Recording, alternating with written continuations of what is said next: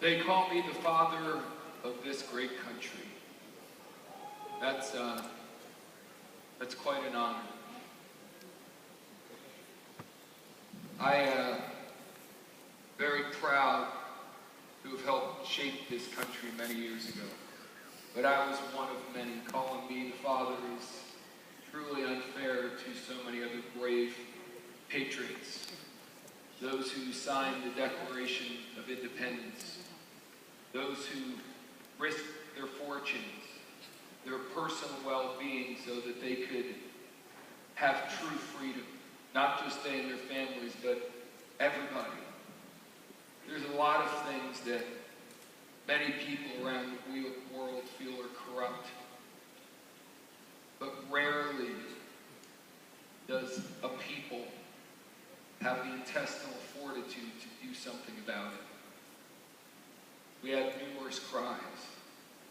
No taxation without representation. We wanted to have religious freedom.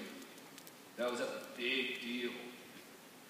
The idea of separation of church and state was not to keep the church out of the state, it was to keep the state out of the church.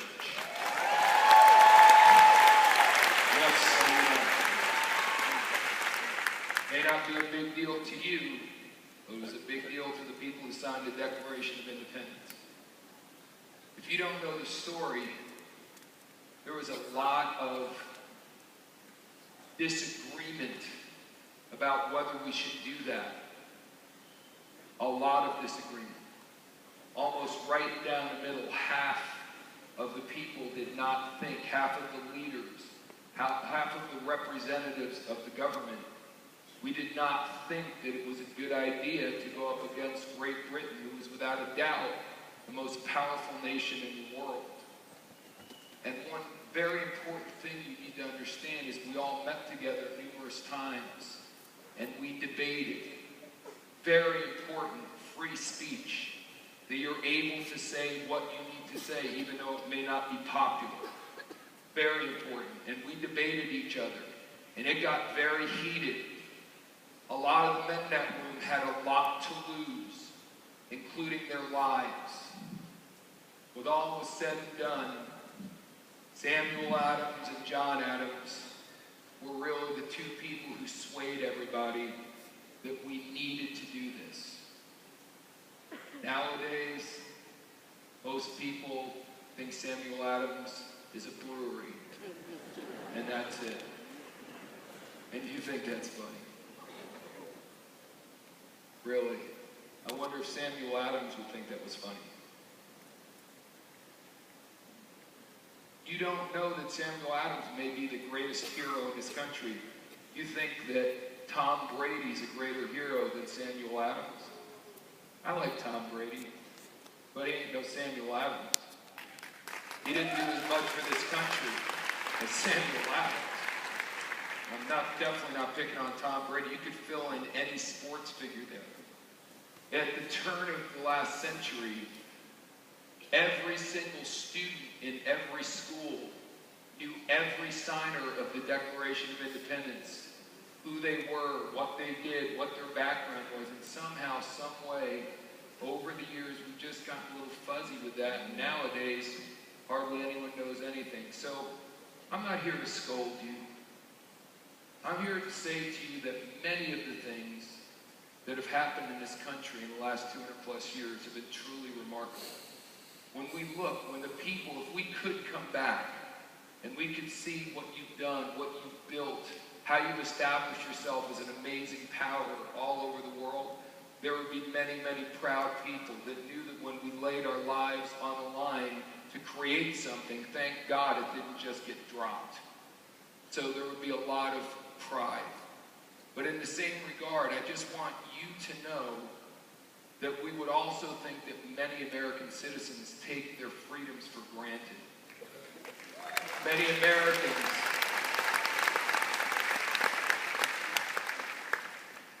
it should almost be mandatory for every family in America to go to Washington, D.C., to see the Washington Monument, to go to the Capitol building, to go to the White House. to absorb yourself in that history at least 1 week out of your life, to let your kids understand where their country came from. We declared our independence in 1776 with a document called the Declaration of Independence. Are you familiar with that? Pretty famous document. Not that much longer, we had our Constitution, the Constitution of the United States.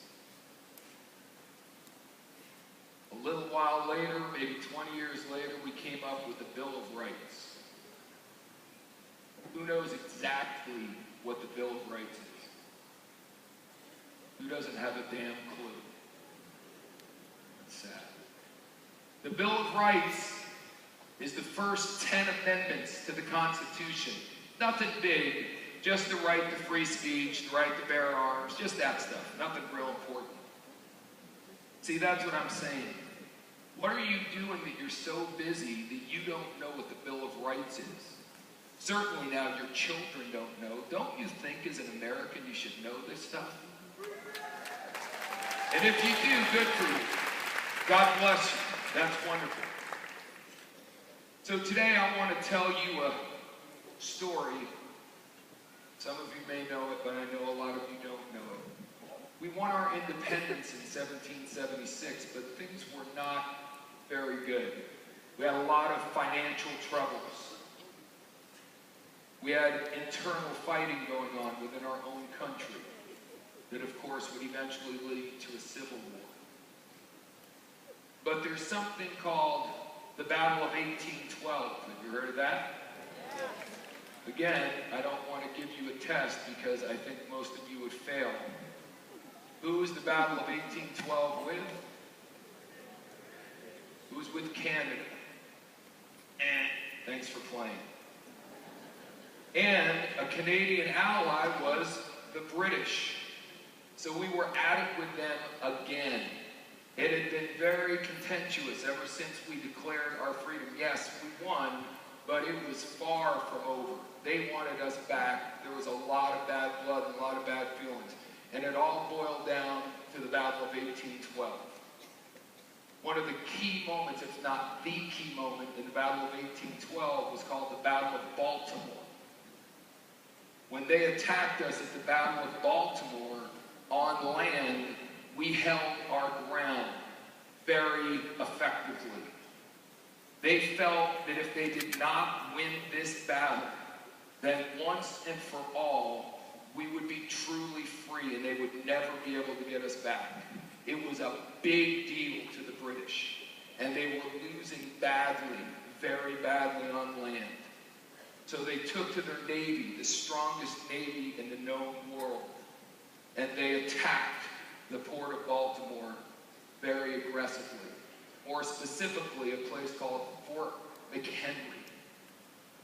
It just so turns out a young man who was an attorney named Francis Scott Key happened to be there negotiating with the British government. They had captured many of our soldiers, we had captured many of their soldiers, and he was there to try to get a release of our soldiers.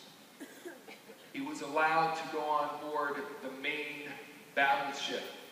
The Admiral Cochrane, who was leading the British fleet, was commanding. We got on to the boat. Cochrane told Key that they would be glad to negotiate, but by tomorrow it would be a moot point. Because he let him know that that evening, the British flight in all its fury was going to viciously attack Fort McHenry and wipe it off the map. He did so in a nice way, so if for some reason Key had family in the fort, he would get them out. Key said, you can't attack Fort McHenry. It's filled mostly with women and children.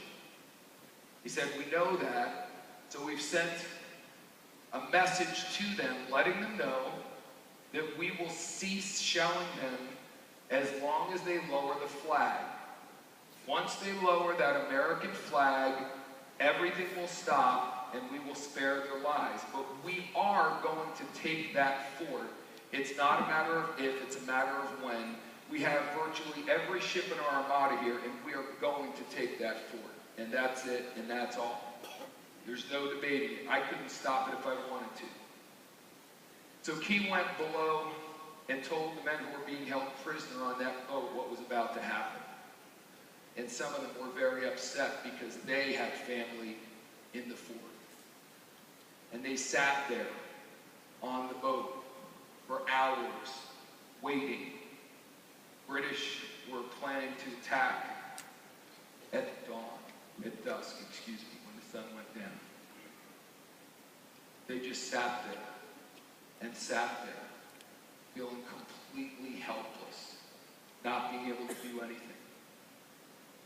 And then a cannon fired, and another, and another, and another, and another, and another, and another. And Key said it was by far the most deafening sound he had ever heard in his life. The sky was lit up as if it was daylight. They could hear the fort being shelled. They could hear the cannonballs crashing down on the fort.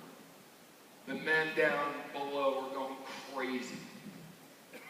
He would go down below every once in a while and give them a report, and all they asked him is the flag still there?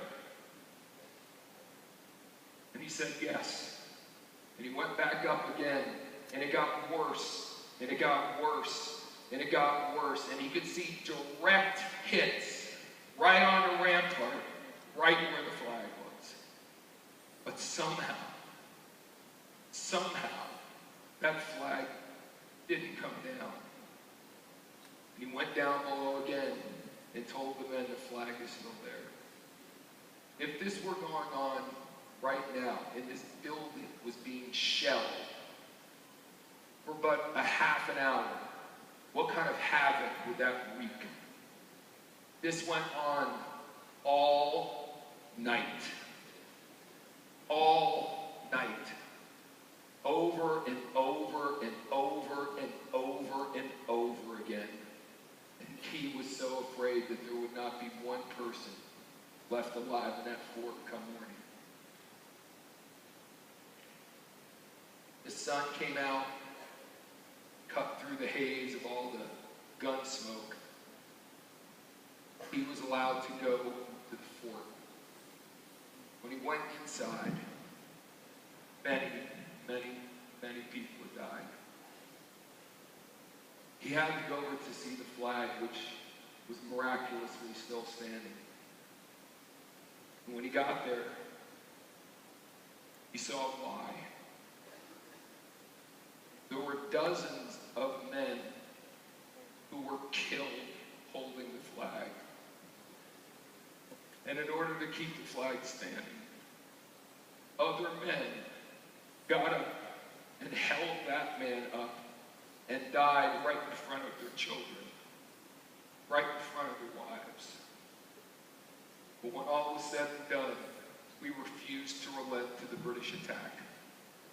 We won that battle, and we won that war, and you can be thankful this day.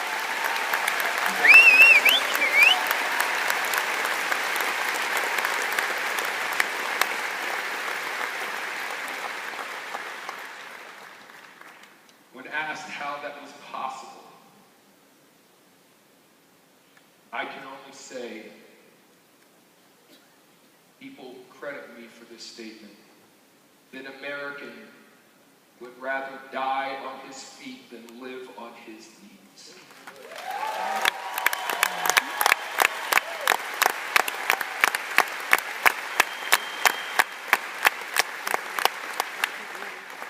So I encourage you, I believe if you ever saw the end of the movie Saving Private Ryan, very powerful movie if you haven't seen it, and a guy who was allowed to live because many other brave men gave their life. And as the main gentleman who saved his life was dying, he looked at Ryan in the eye, and it's based on a true story, and he said,